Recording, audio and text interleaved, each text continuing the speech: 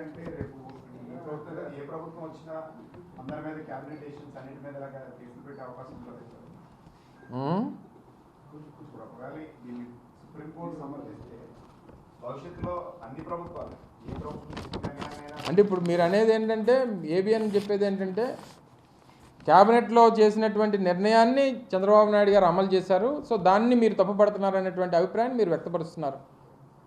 అలా క్యాబినెట్లో వారు పెట్టినటువంటి దానికి స్కిల్ స్కామ్లో జరిగినటువంటి ప్రక్రియకి ఎక్కడ కూడా సంబంధం లేదు, టోటల్గా డీవియేట్ చేసినటువంటి కార్యక్రమం చేశారనేటువంటిదే మేము ప్రభుత్వంలో ఉన్నటువంటి మా దగ్గర ఉన్నటువంటి రుజువులతో సహా అనేక సందర్భాల్లో చెప్పాం. స్కిల్ డెవలప్మెంట్ కార్పొరేషన్ అనేటువంటిది అలా ఆ మేధావి అయితే ఆ జనరల్ సెక్రటరీ, ఆ పార్టీ జాతీయ ప్రధాన కార్యదర్శి ఆ మేధావి అంటాడు. అసలు కార్పొరేషన్కి సంబంధించి అసలు క్యాబినెట్కి కానీ లేదా మంత్రులకు కానీ అసలు అలా ఆ ప్రొసీజరే ఉండదు. అసలు వాళ్ళు దాని ప్రకారం ప్రొసీజర్ ప్రకారం వాళ్ళ ఫైల్ కూడా రావు అన్నటువంటి మాట చెప్తా ఉన్నాడు. ఆయన మంత్రిగా పనిచేశాడు, 2.5 సంవత్సరాలు మంత్రిగా పనిచేశాడు ఆయన. సరే గెలిచి మంత్రి అవ్వలేదు అనుకోండి, ఎలాగైనా సరే ఆయనకి ప్రక్రియ టోటల్గా డీవియేట్ చేసేటువంటి మాటలు చెప్తా ఉన్నాడు. సో ఈ రకమైనటువంటి తప్పుదోవ పట్టించొద్దు అనేటువంటిది మా అభిప్రాయం. సో క్యాబినెట్లో తీసుకున్నటువంటి నిర్ణయానికి లేదా చేసినటువంటి ప్రొసీజర్స్కి ఎక్కడ కూడా సంబంధం లేదు అనేటువంటిది క్లియర్గా కనబడుతూ ఉంది. అనేక సందర్భాల్లో మేము చూపించడం జరిగింది. మళ్ళీ దాన్ని క్యాబినెట్ పట్టుకొని దాన్ని మళ్ళీ డీవియేట్ చేసేటువంటి ప్రయత్నం చేస్తూ ఉన్నారు.